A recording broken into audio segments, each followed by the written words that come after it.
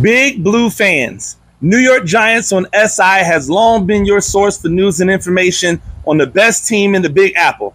Since 2000, I have been bringing you between the lines, giving you the X's and O's that make or break a season, and the performance evaluations that bring hope for the future or present an uncertainty. Now I bring that unique perspective to the microphone Monday through Friday with some of the most prominent voices in Big Blue Nation as we discuss the topics of the day. So come join us. I'm Coach Gene Clemons, and I have a giant issue. 3, 2, 1.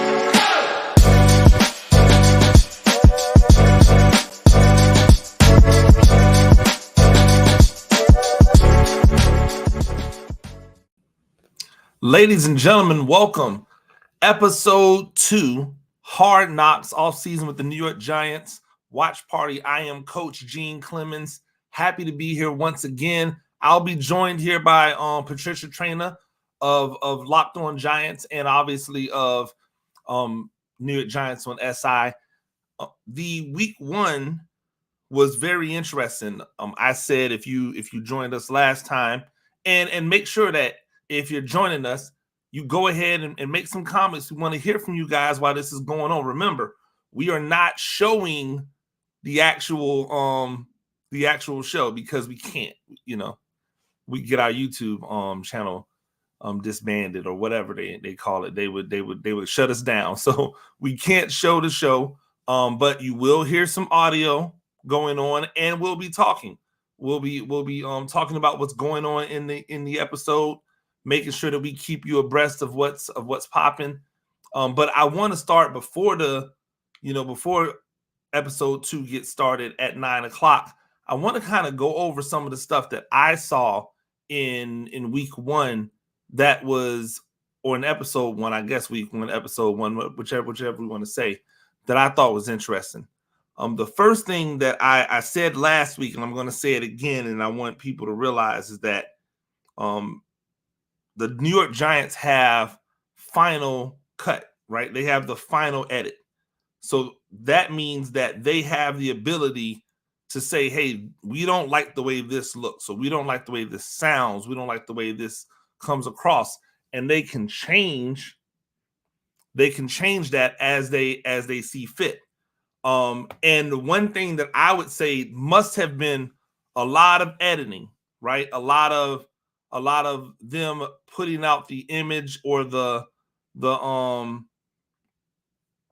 view that they wanted was Saquon Barkley. I found it to be very interesting that they made that Joe Schoen made no bones about the fact that he did not see value in bringing back Saquon Barkley on a deal like the deal that he got with the Eagles. It seemed very interesting to me that Joe Schoen was hell-bent on saying this is Daniel Jones' time. I don't necessarily disagree with him saying this is Daniel Jones' time.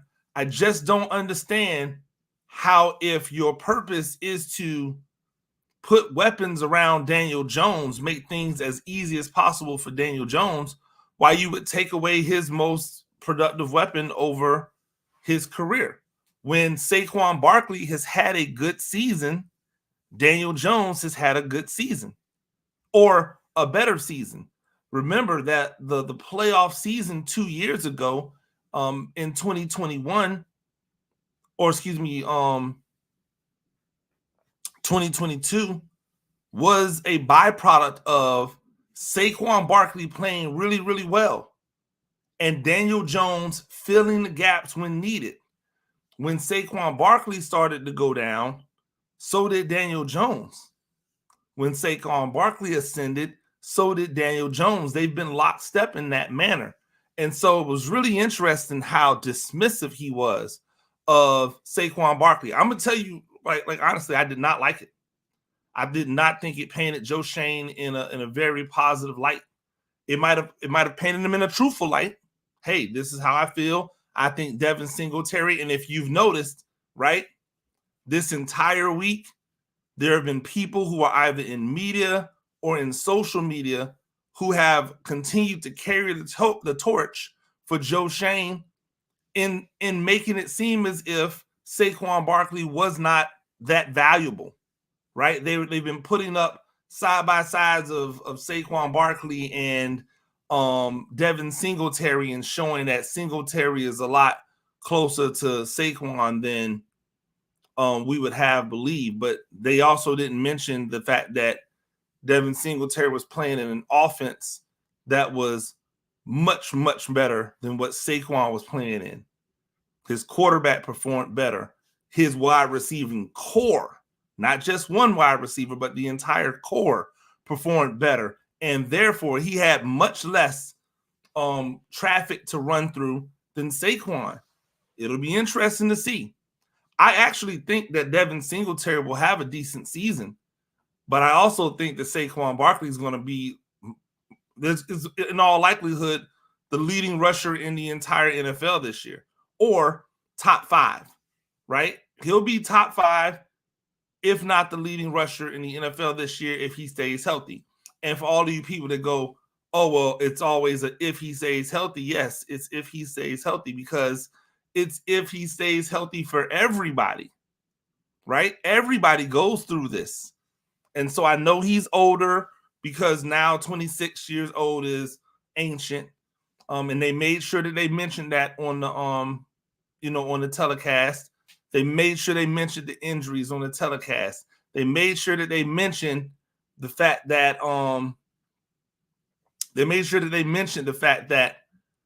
these things were kind of non-negotiables for them.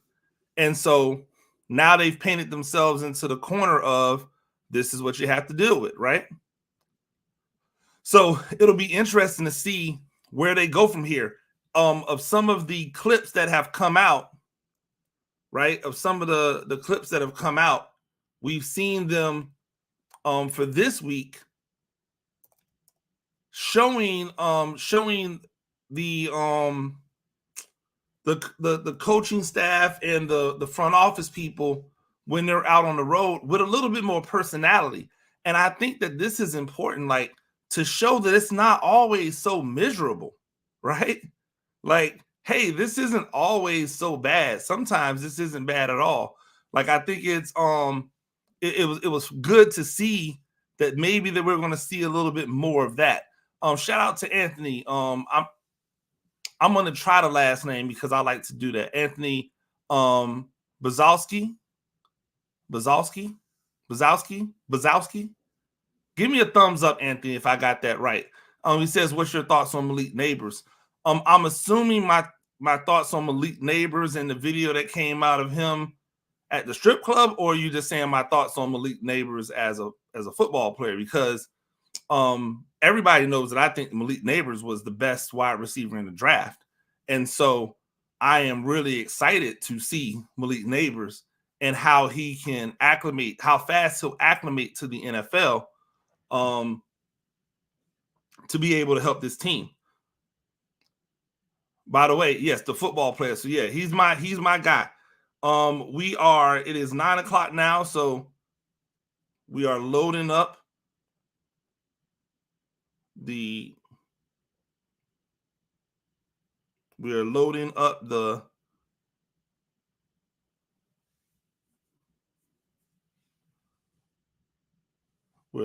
Hard Knocks. Yeah, I'm like Wally Joyce. I believe that Malik Neighbors is a stud.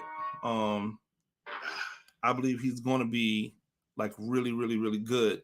But I also don't believe in putting the cart before the horse. So I want to see him do some things, right?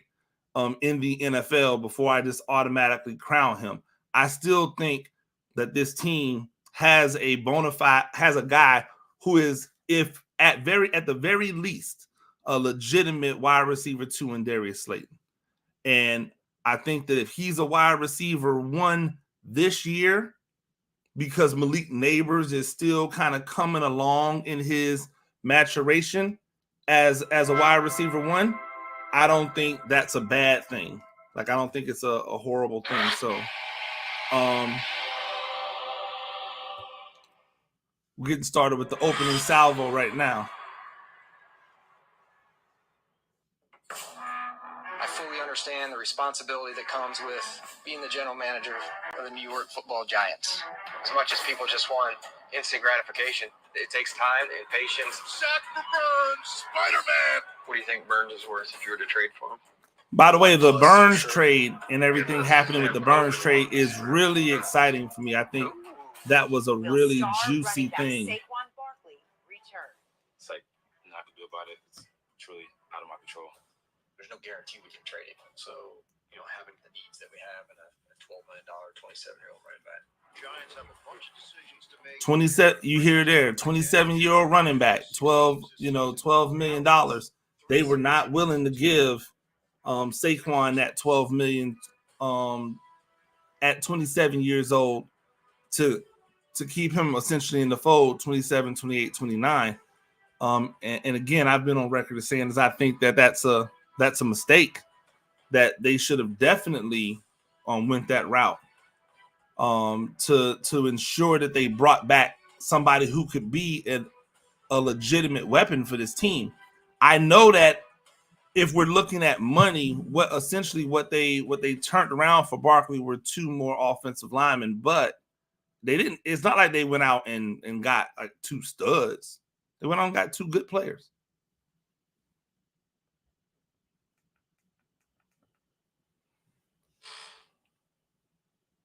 Holy cow. 255.4.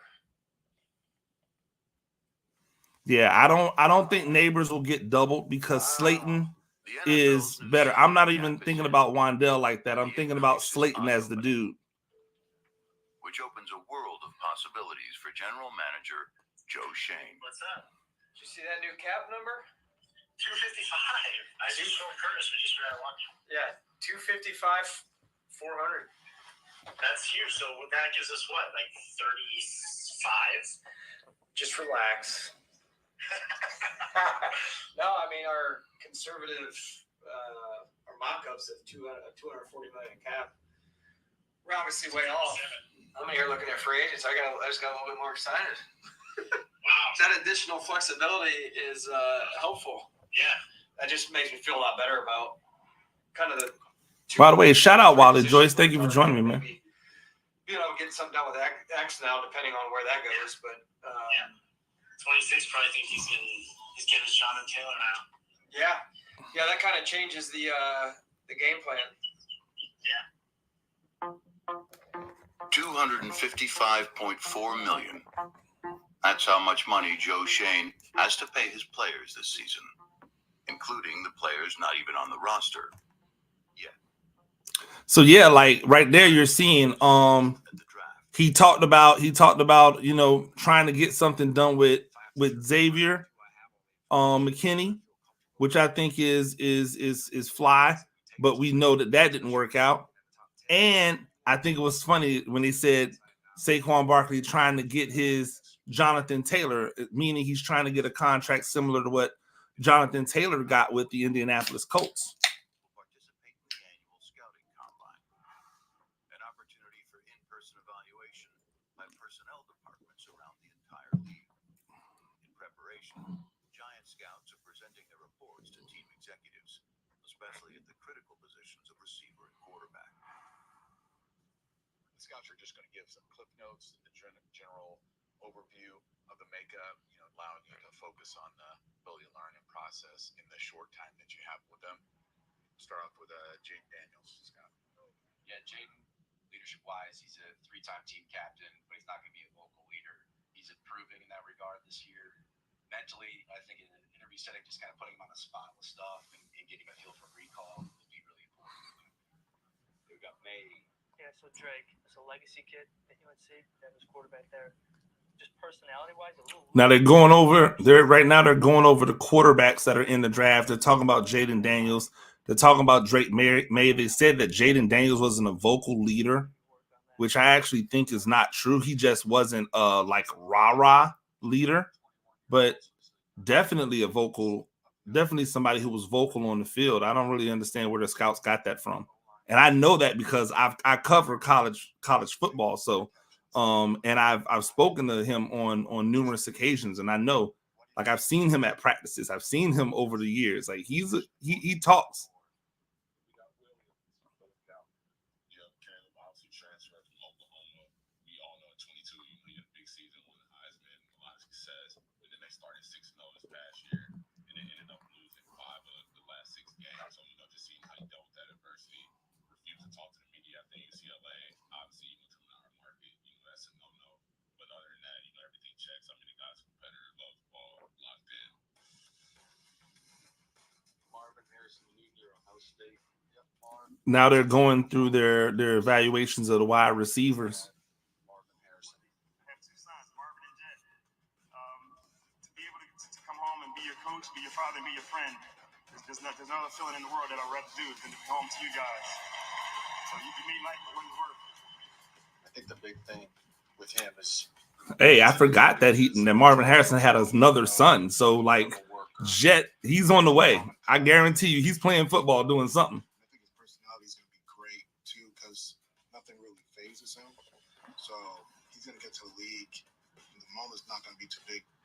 The job is all about the evaluations and learning the people.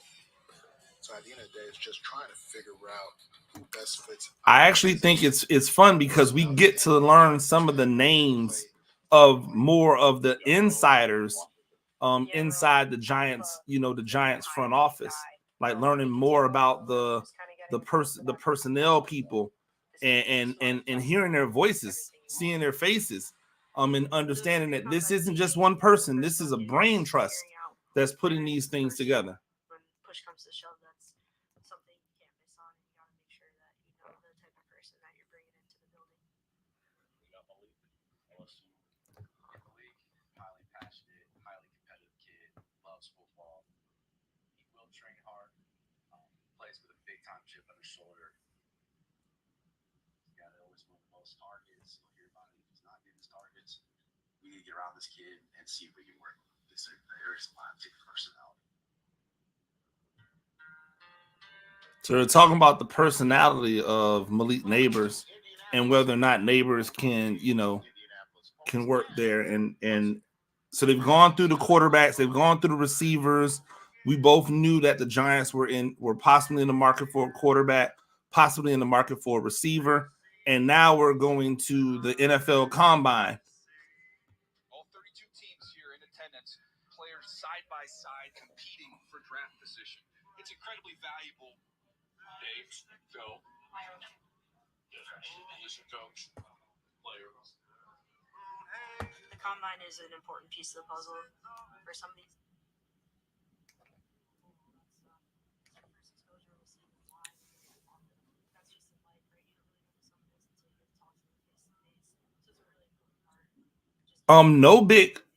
Really good question, Wally. And I know that Patricia really understands more in the front office and who's going on.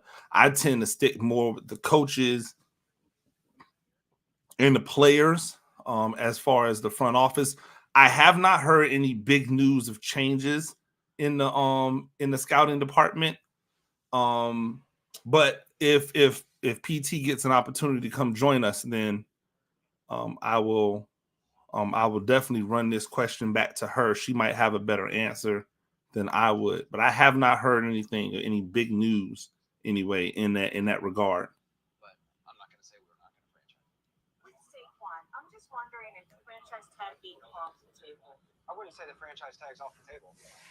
No, I mean, it's I think the new number, if we're going to franchise somebody for the first time at that position, is like 11.9, and his number is not much more than that. So salary cap changes your philosophy and how you're going to attack things. So that's not off the table. The rebuttal is he's obviously expressed he doesn't want to be franchised. The response to that. I understand he doesn't want to be franchised, and I wanted to give him a lot of money a year ago, and he didn't want that, but there's nothing I could do about that. So. Yeah, I would. I'm not going to say that. Listen, I understand how he feels, and now that's interesting. He says I wanted to give him a lot of money, but we know that by episode 1, he saying he wanted to give Saquon Barkley a lot of money, but he didn't want to give him the money that Saquon Barkley wanted. He wanted to give him a lot of money that he thought it was. So it's been bringing more attention to his contract status. Have we begun discussions? We have. Now they're talking about Xavier McKinney and his contract negotiations. We take a lot of X, and look forward to getting the negotiation period here later this week.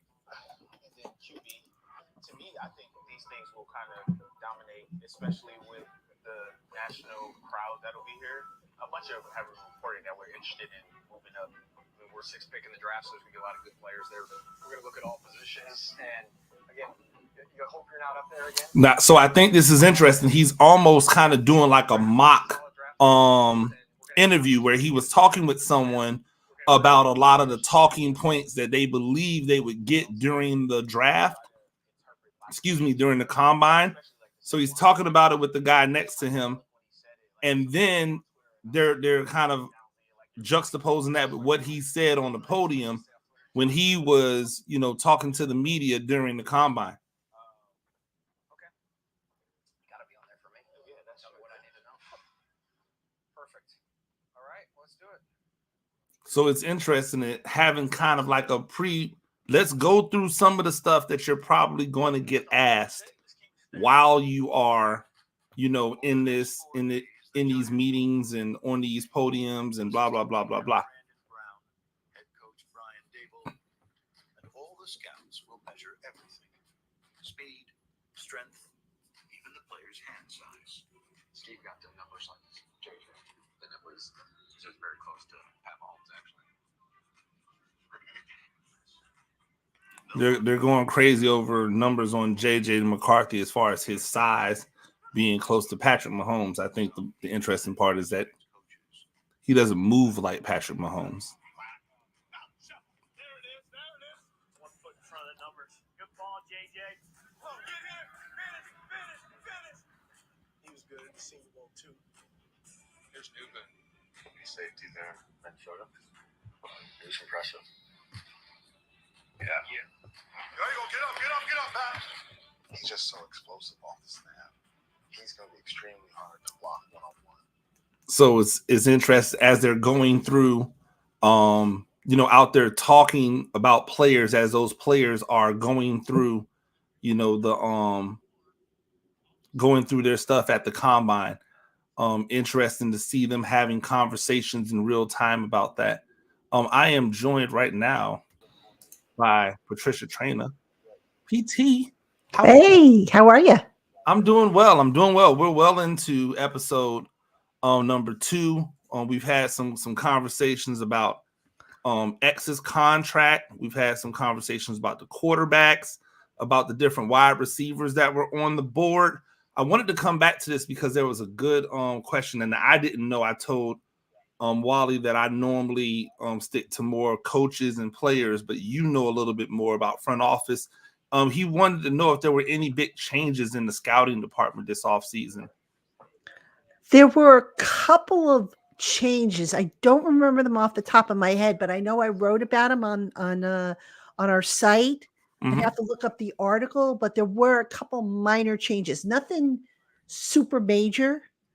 I know they added to the analytics department, and there was one other guy that they added, I think, to the scouting department, but I'm sorry, the name's escaping me, but it is on the site.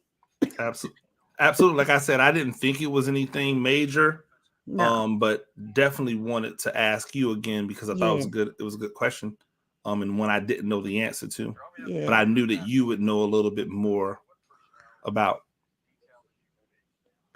So I just jumped on. I apologize to everybody for being late. I actually was writing up my summary. I have already seen the episode, so I'm not sure exactly where the stream is, but this is so far. We are right now. We're on the conversation with Jaden Daniels on the whiteboard. Okay. The whiteboard. Okay, yep. Yeah. Interesting thing about that one. I mean, it looked like Jaden Daniels in that clip had trouble recalling. Am I correct when I say that, Gene? Yeah, he left a piece of terminology out in the recall. I don't necessarily think that's a huge deal. It's pretty normal for guys to leave a one piece, especially if there's jargon that goes on for several steps of a play call. But it is something that in the in the processing, when they want to see how quick you're doing it, they're looking at. Right. And also, if you leave Yeah. out a key piece of detail, that can affect the play. He definitely leaving out that piece means that somebody didn't get their assignment. Right. Because the way that NFL plays are called, they give everybody their assignment in the play. That's why the jargon is so long. Right, right. And in college, what a lot of colleges have done, and this is really good stuff for people to know, is what colleges do it's not that the concepts are like dumbed down. It's the adjustments within the concept that's dumbed down. So the difference between plays in the NFL might be that the same concept comes out, but one player does a completely different thing depending upon what's called. Whereas in college, you're just going to run that concept over and over and over again. Right. You find the concepts that work for you, and then or that you think will work that week versus the opponent, and you run them. And in the NFL, they have the adjustments that go through every single thing that's going to happen so that they can make adjustments in real time. Right. And so that's a lot of why the jargon gets so long. Right. Okay. So they're talking to Caleb Williams right now. Caleb Williams is on the board. Okay. So I'm a little ahead then, I think. Because I wasn't sure exactly. So I don't want to spoil it for people, but I'm a little ahead in the video. But Caleb Williams, we just see that even though everybody kind of knew the Giants would have a shot at Caleb Williams, they still brought him in, still, wanted to get a feel for him. And sometimes, you get the impression of that they use these interviews to not only assess the candidate, but also as a measuring stick, like let's say, Drake May was their favorite, which I think he was. Now they could say, okay, how does Caleb Williams stack up to Drake May in his ability to recall? How does this one stack up to Drake May in his ability to handle pressure and so on and so forth? So this part of the segment, very interesting, I thought, to give you a snippet behind the scenes on how they play psychological games with these players as part of this speed dating process. Yeah, and I also think it's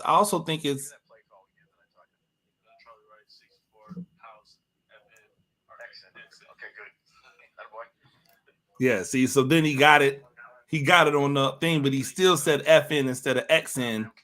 He did that twice, but in his defense, they made him flip all of the receivers to the other side and change them all up. But that's what they're doing. They want to see if you're going to get flustered. They want to see, like, if you're going to like show some signs of not understanding, because I think they all understand it. When they get to this level, these guys are going to work hard enough, right? Sure. But can you handle the pressure of being right here on the spot in the moment? And it says a lot. And I think that's a great thing that you said when it's a comparison. Like we're not drafting Caleb Williams because we're not getting the number one. Right. But how does everybody else compare to what we saw from Caleb Williams? Right. So if our guy is Drake May and we think that Drake May performed better than Caleb Williams, we there's actually value added in Drake May on our board because we would have him above Caleb Williams. So the fact that somebody's going to take Caleb Williams at the first pick means that we're going to get our number one pick at a lower value, which is obviously good. That's why everybody's board is different. Sure. All right.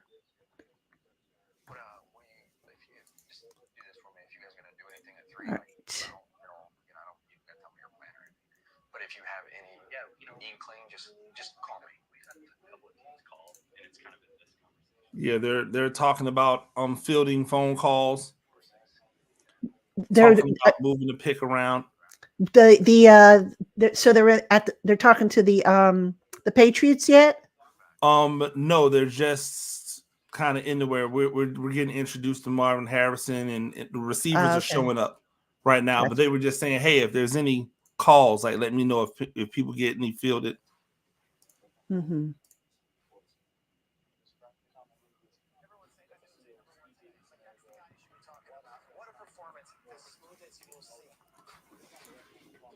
I actually think the Odunze going through the like, while I really enjoyed the fact that he kept trying the 3-cone drill, I really feel like it was histrionics. Like, I feel like it was for show. It was a great show, but it was for show when he was out there. I thought that was interesting. Right. They're bringing Malik Neighbors in. They're bringing Malik Neighbors in for a conversation. Now, this is interesting, this Malik Neighbors conversation, I thought, because, you know, you can kind of tell that Dable really, really likes this kid. Mm-hmm. At least that's the impression I came away with.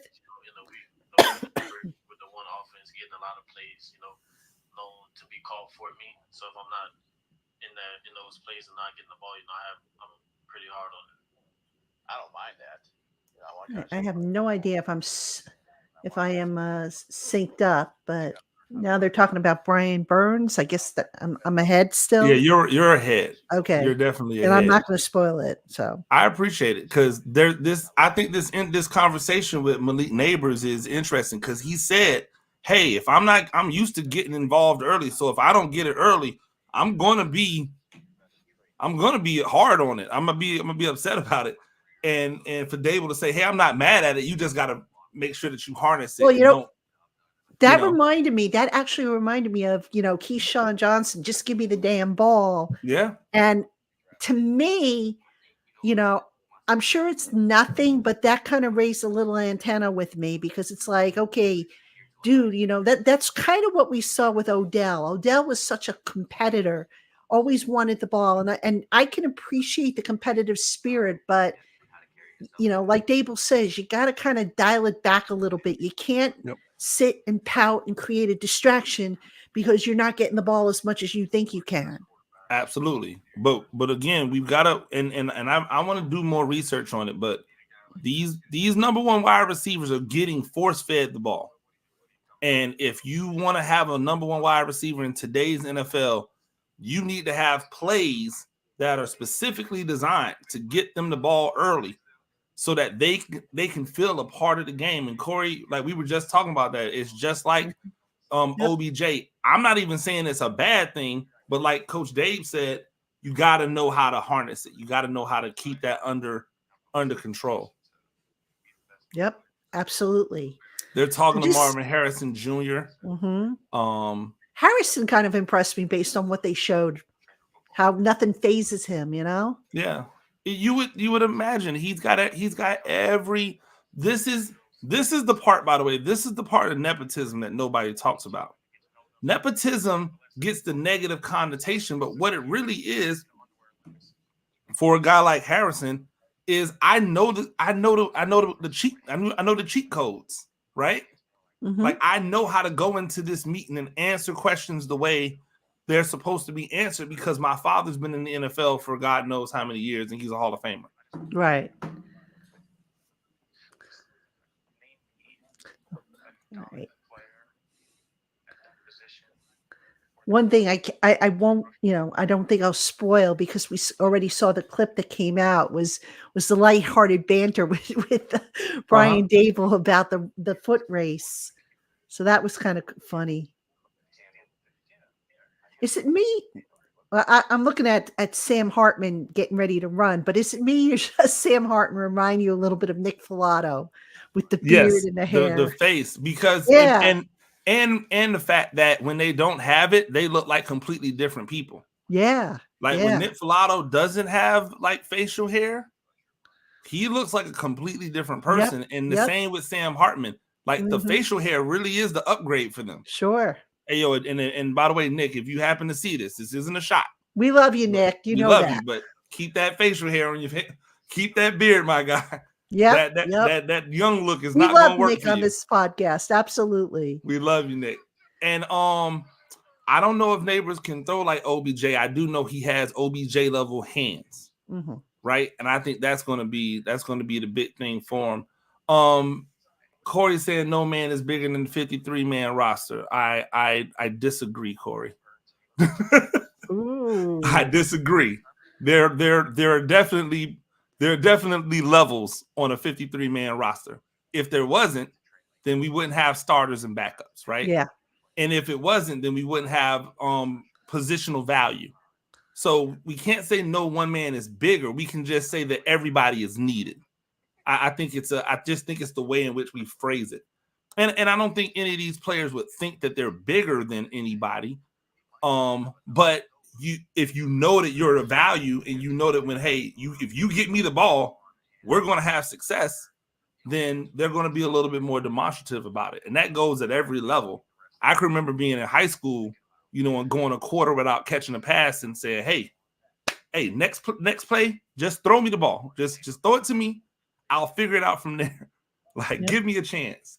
So I can feel the frustration. You got to remember, receiver is the only position on football that has to completely and totally rely on everybody else to be successful.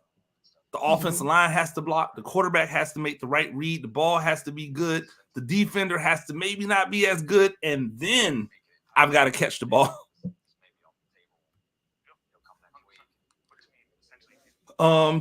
Thomas, Dexy, and Neighbors, top 3 talents on the roster. Ooh, I don't know, Wally. Hello?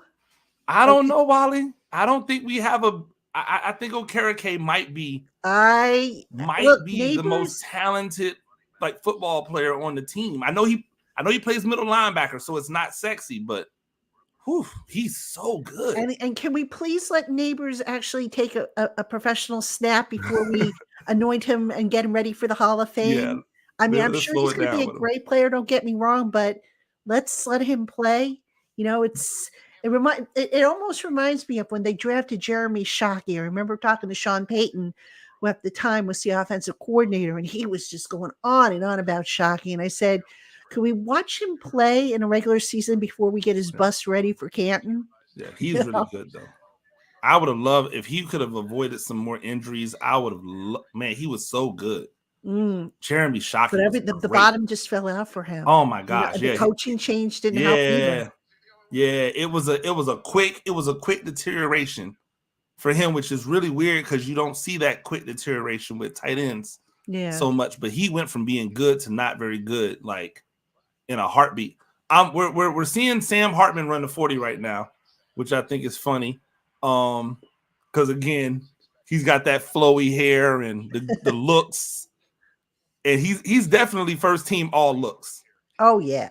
Oh yeah, Sam Hartman is first team. Well, remember in the last looks. episode, Shane said his grandmother had a crush on him, so you can kind of see why from a female perspective. Hey, I'm a guy. I can acknowledge that he's a good-looking dude. He is. I still like me in a room, but I mean, I like me in a room, but he's a good-looking dude. But yeah, on Wally, Thomas and Dexy definitely big talents. I would say definitely top 5, both of those guys, top 5 talents. And probably 1 or 2 of those in the top 3. Watching Rome Odunze run the 40, which they were taught, they're kind of going through the receivers that the Giants had their eyes on. Because remember, they weren't just automatically sold on one. They had all 3 of them, of these guys that at the top in play. Between the receivers and the quarterbacks, there was some. Oh, they're talking about him running a 7-second. Oh, Dable? Yeah. Yeah, Tim McDonald's a savage for this. Oh yeah. Actually, this is a nice light-hearted moment because everybody talked about what an ogre Dable can be to work with, and you can see, he ain't that bad in this one. Yeah. It's funny too because everybody knew Xavier Worthy was going to fly, and he did. We all like I know myself, Emery, Teron Davenport, who covers the Panthers for ESPN. I'm sorry, not the Panthers, but the Titans for ESPN. Brandon Howard. We all knew he was going to fly. He just has that body, and he just took off. I mean, it just looks effortless. Like people were hand timing him fast. You're definitely way ahead, by the way. Yeah. I'm going to pause my video so I can get caught up to where you're at. So I'm at the part now where the scouts are at St. Elmo's, which by the way is to me, St. Elmo's, if you've never eaten there, I think their shrimp cocktail's overrated. Yeah. Sorry. That's funny. It's good, but it's overrated. Anything. I'm not saying anything because I'd love to have St. Elmo's, come on and sponsor. No, I'm just kidding. Shout out St. Elmo's. Work on that shrimp cocktail. I mean, the secret is freshly ground horseradish, if anybody cares. I know because I've actually made the recipe. I figured out how to make it. And it does make a difference, but oh gosh, this is great. Dave says if I started at the 20 and Worthy started, no chance. Yeah. The plate of wings comment. 35-yard line. They said he had to start at the 35-yard line. Now, see, this is the part that I think is the best part of Hard Knocks. It's not always the it's the hey, we get to see that these people have like, legitimate like personalities, Dable's a good dude. I mean, was he a little intense last year? Yes, but you know what? They were losing, so can you blame him? Well, I mean, here's the thing. He was intense when they were winning. Not as bad. But I'm saying is if he's intense when you're winning, why would you not expect him to be intense when you're losing? Right. And like he was over there punching the air and high-fiving and riled up when they were winning.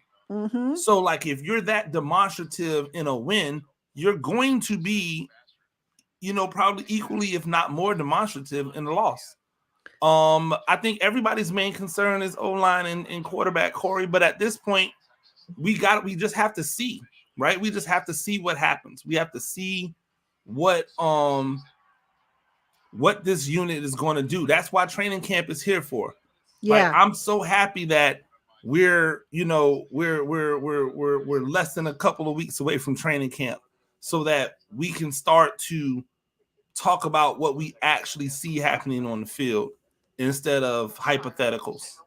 Yeah. And Carmen Brasillo, remember, he's a little different style teacher than Bobby Johnson was. Bobby Johnson, I never got the impression that he was really into developing guys. He was just, okay, here's the play. Here's what we need to do. Let's just do it. But you need the technique. You need somebody to really, show you how to do it. Not, it reminded me of a math teacher I had where he just came in and he started putting an equation on the board. And I'm looking at this and I'm going, dude, you might as well be speaking a foreign language because I don't know what the heck you're talking about. And then when I had a teacher that actually explained the hows and the whys behind it, then it made sense to solve the equation. Yeah, different teaching styles. Yep. Mr. President, and shout out to Mr. President. Did that conversation spark Dable's amazing slim down? I don't think so. I think health sparked Dable's amazing slim down. No, that's what I'm saying. I just think health, like, is the reason for him slimming down. Like, you just can't walk around like that in today's day and age. You gotta be better. Yeah. And somebody was in his ear, or maybe he just looked in the mirror one day and said, Well, both he and his wife slimmed down. His wife was also a little bit on the heavy side, as I remember. I actually saw pictures, comparing them to when he was first hired to that event that they had last month. Oh, yeah, no, he was a roly-poly for sure. Yeah. He was fat. Like, we ain't gonna so health could have been the factor. A lot of people in the organization actually slimmed down. And it's been proven that when the family does this together, it's more successful. Sure. Like when the husband and the wife are both on the weight loss journey, it's much easier to stay with than when the husband is doing it without the wife or the wife is doing it without the husband. So shout out to Dave's, whatever sparked it. Right. And just for the record, I still don't think he's running sub 7 in the 40. No, he's like not. even slimmer, I don't see him running sub 7 He's not. because it's not the size that's keeping him from running fast. It's the lack of athleticism that's keeping him from running fast. Spoken like a scout. Like it's like big dudes run fast all the time. Like I am right now probably teetering somewhere around 280 pounds. I'm not running well, no, I'm sorry. I'm running well under a 6 in the 40, and I'm 44 years old. He's not running sub 7. I've seen the work. It's just not happening. But yeah. I'm happy that he is looking better. If for no other reason than just to be healthy and to look better in some sweaters. Yep. All right, we on the St. Elmo's yet? They've already gone by St. Elmo's. I agree with you, by the way. I've had St. Elmo's, but I'm not really a shrimp cocktail kind of guy. Oh, I love shrimp cocktail. But I love shrimp. You know, yeah. It's the shrimp cocktail, like I said, it's a little overrated for me and not spicy enough. I like my shrimp cocktails really super spicy. Okay. My husband doesn't. He likes it mild, and when we got it, we actually had to share it the time we were in St. Elmo's, and we shared it. And he was. No, I'm sorry. Go ahead. No, I'm just saying he shared it with me, and he was like, "Oh my God, I can't taste my food now." So I was like, "Dude, you've got no taste buds for spicy food. I like spicy. He likes mild." So. Yeah, the thing about the combine that people don't talk about much is that everyone makes a big deal about St. Elmo's. Now you got to go to St. Elmo's. Like it's the only thing you can do. There's a ton of things.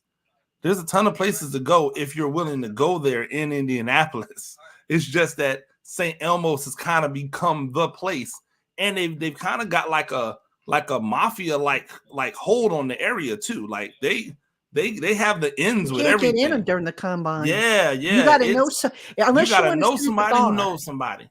Unless you want to sit at the bar, you cannot get into St. Elmo's during the combine. And there's another steakhouse, and I can't remember the name of it that you can get into. What's the other one called?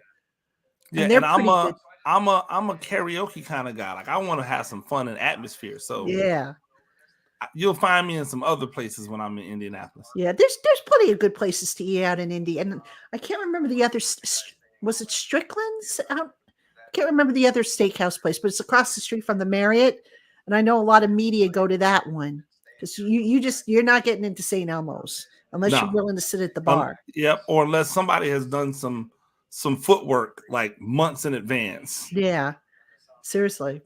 Joe Schoen's having conversations with players. Okay, let me see. Let me get caught up here. There he goes. So is he on the phone? Uh-huh. So that's not a player. Did it say Ed Berry? That's Saquon's agent, if that's who you're talking about.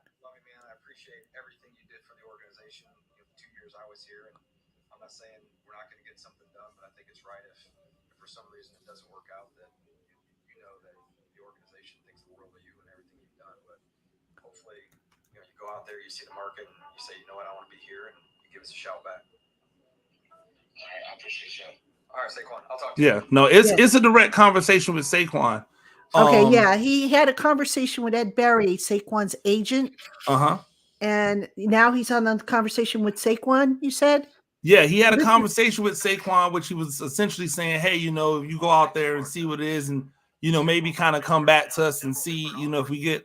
And Saquon said, hey, I already told you what I'm thinking. Yeah, but here's the interesting thing. Saquon didn't, when Shane directly, point blank, do I have your word? Saquon never said yes or no. He said, well, I already told you how I feel. Yeah, you get ahead. Yeah, he said I told you where my number was. That's my thing. He never said I gave you my word. Shane, I think, assumed that he was going to give him his word. Yeah, and I don't think he deserved. I don't think Shane deserved his word. Well, here's the thing. I don't think a word was deserved. Here's my take on this, and I'm spoiling. Ladies and gentlemen, by the way, that is the end of the episode. That's the end of the episode, and them looking already saying we need to start looking at some different things. Because I think that conversation told Joe Schoen everything he really needed to know about whether or not Barkley was coming back. But here's the thing, just real quick. Mm-hmm. The fact that Joe Schoen could not come to a value, I mean, correct me if I'm wrong, Gene, but if you value a player that much, aren't you going to have a number in mind? Yep. Aren't you going to move heaven and earth to make the guy feel wanted? I mean, if I'm Saquon, having watched this played out, I'm like, they don't know how much they value me. I'm like, forget it, man. I'm going to the market and we'll see how the market values me. And, when Saquon said, oh, the Giants never made me an offer this cycle, I think it's because, they knew that the Giants weren't going to give them at least the franchise tag as an APY. So why bother going back? That's how I took it. Now, maybe we'll see more about it in the next episode, but I mean, it all kind of makes sense. It's a matter of semantics. Yeah, and I think it's interesting, right? Because and Wally says that Barkley didn't want to come back. He really wanted the Eagles. I can't necessarily say it's true, but I can't say it's a lie either, right? Like who, as a running back, when you watch the Eagles and you see what those running backs have done in the Eagles offense, and you know that those running backs, or you believe that those running backs are not as good as you, why would you not want to play in that system? But I don't think there's under no circumstances, if the Giants offered what Philly offered, that Saquon Barkley is not back with the Giants. Yeah. Right? I agree. Like, that's what it is. I think when he says, hey, I already told you how I feel, I already gave you, what my thinking is, there's no doubling back. Either give me what I'm offering or I'm going elsewhere. Like, to me, that's where I said it. And the fact that he says, hey, they never even gave me an offer. Well, no, because they didn't even want to give you a number to put a value on you, because they were either afraid that they were going to lowball you, which we know from the previous episode, Joe Schoen valued him at $7 million. That's what he said. He valued him as a $7 million player, and he was thinking that might be too high for $7 million. Yep. So, like, all of this, him on the phone, having the conversations of, hey, will we get a chance to come back? That's him believing that nobody is going to give him what he thinks he's worth out there. And that he was going to go, well, if I can't get this 30 million or this 25 million or this whatever, however much I'm trying to get, if I can't get this somewhere else, I'll come back to the Giants and sign for something less. Right. And I think Barkley had a great understanding that no, somebody out there understands that I'm one of the best backs in the league. Yeah. And they're going to pay me like such. Right. And that's what happened. It's unfortunate for the Giants and for Giants fans that team was Philadelphia. Right. But if it wasn't Philadelphia, if we're being honest about it, if it wasn't Philadelphia, it was probably going to be Dallas. So it's like, there was a very good chance that Saquon Barkley was going to land with an NFC East team. Why? Because they've watched Saquon Barkley at his best with limited blocking, and they're going, man, if he was behind our offensive line, imagine what he would do. So we can talk all the he's going to be 27 and you're going to put that much money in a running back. Listen, we all know that the NFL works on a 2-year flip. You should be thinking in terms of 2 years. And there is nothing about what Saquon Barkley is doing right now that says that by 28/29, he's going to all of a sudden be terrible. Right? Like the one advantage of these injuries that have made him miss time is that he didn't get as many carries on his legs. And so all of the extra carries that he got in college were kind of balanced out by the fact that he had a full season off his third year in the league, and then a half a season off the next year, and then, a couple games here and there. So it'll be interesting.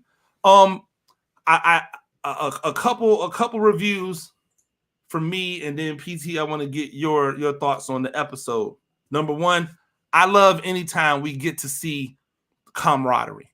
Yes. Like, and so I think it's a plus for people looking at the interactions of the front office and the head coach and seeing that they're in lockstep, right? This isn't a battle of power.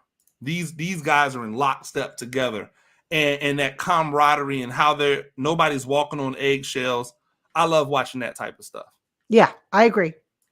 The second thing for me is, with all of the things that they were looking at, I am shocked that there was no trade at 6. With how they were looking and maneuvering and the things that they were saying, I'm surprised that there was not a trade pull, like something, either a trade down or a trade up. I'm just surprised.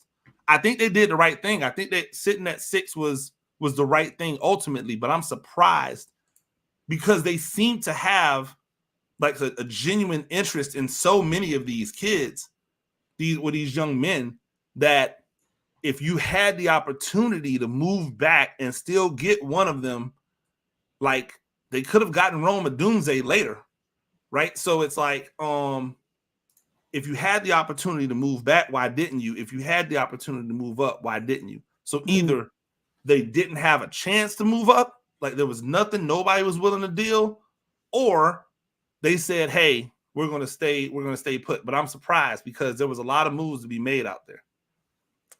Yeah, very good point.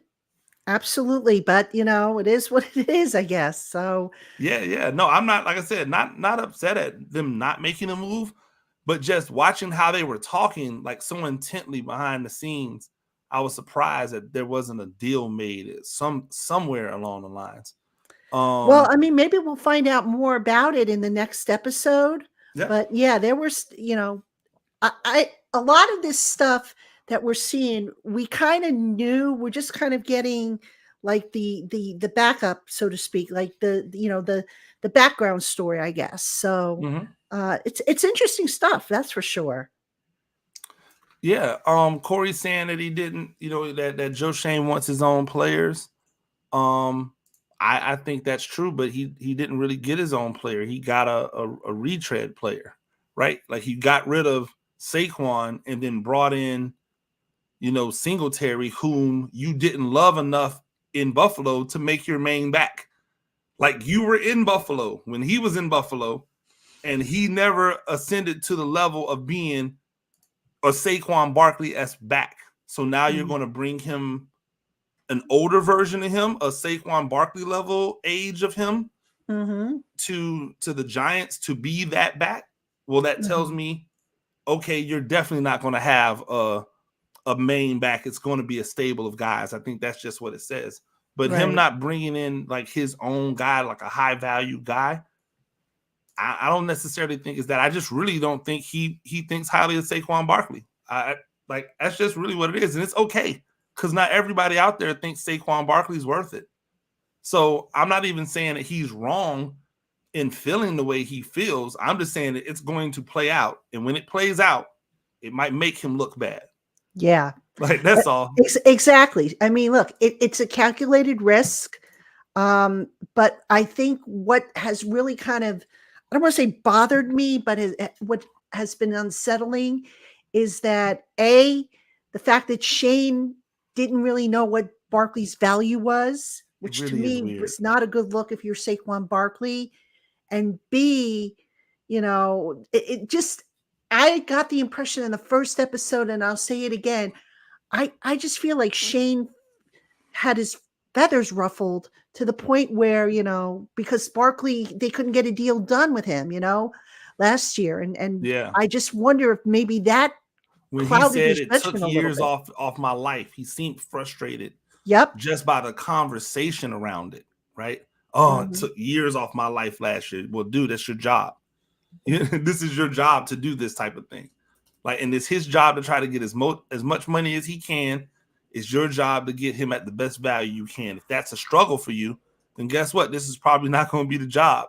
But like he clearly didn't want to go down that road again this year. Yeah. Absolutely, absolutely. Looking forward to episode 3. Do you know how many episodes they're gonna have? 5. It's gonna be 5. Yep. Yeah. So So we got 3 looking for more. so 3 will happen next Monday, which will Next Tuesday. also Yep. I'm sorry, next Tuesday, which will also be the start of a giant issue daily here. So Yep. make sure that you guys are checking that out on a regular basis, 20-25 minutes a day. Just come and hang out with me. And some of the great voices that you hear in Big Blue Nation, talking about the issues of the day. I'm sure we'll be talking about the New York Giants top 100 players. So make sure that you check that out. It is really interesting. They've already come out with the with 100 through 91. Saquon Barkley came in at 90. Is it 95, 96, 95? Do you remember what it was, PT? Barkley was what, 90? Was he 96? 96, I think. I think. I'll tell Yeah. you in a second. I'll go back and look. Yeah, and think it was 96. again, like these are the things that just make me go, because Saquon Barkley, another 2 years in a Giants uniform, a healthy 95. 2 years. He ranked 95. 95. Yep. Another healthy 2 years in a Giants uniform. And he was going to be in the Ring of Honor. He's going to be a Ring of Honor guy. Yep. Right? Like that's the part where you go from a business standpoint, is it worth it? Is it not worth it to keep him? I think that's what the owner was really more looking at, like, hey, this guy is he's a name for us. On top of being a good football player, he's a name. He's beloved in the area. Mm-hmm. Like, we can't find a way to make it work for him because it's going to pay dividends for us on the back end. It's unfortunate, and that's what we see around the NFL. Players who are just this close to being legends on a team, but because they can't work the economics out, they've got to move on. Because there's no guaranteed contracts in the NFL, they got to move on. But Lawrence Tynes being on the list, I'm a little surprised Lawrence Tynes was on the list, but I'm not mad at it. I'm not mad at it at all. Not mad at it at all. I'm not. You really think that he's a top 100 player in the history of the Giants? Considering what he has done for the franchise, twice kicking them into the Super Bowl in clutch situations, I would say that qualifies. You think that the clutch situations override the time, like the overall body of work, like the clutch situations? I think so. His body of work wasn't bad when he was here. It wasn't awful, but I don't think it was top 100 level. Like, this is the Giants. We ain't talking about the Bucks here. Like, I'm a Bucks fan. Trust me. Putting a top 100 together for the Bucks would be like really difficult because it's just not a lot of great players. But there's a lot of great players in Giants history. And I'm, like I said, I'm not mad at it, but I was like, if I had to go back and do those, and I know you're uniquely qualified to talk. That's why I'm asking you, because I know you would know. If anybody, you would understand him being in there. And so I'm not mad at it, but I could make some arguments for some other people to be in there. Well, I mean, let's see. I'm curious to see who else. It's hard without seeing the whole list. Yeah.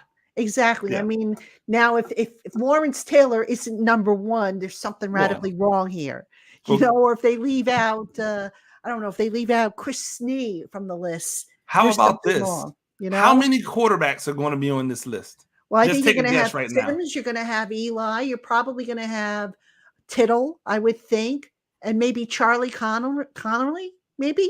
So you're saying 4? I'm thinking that, yeah. Yeah. Okay. Am I missing anybody?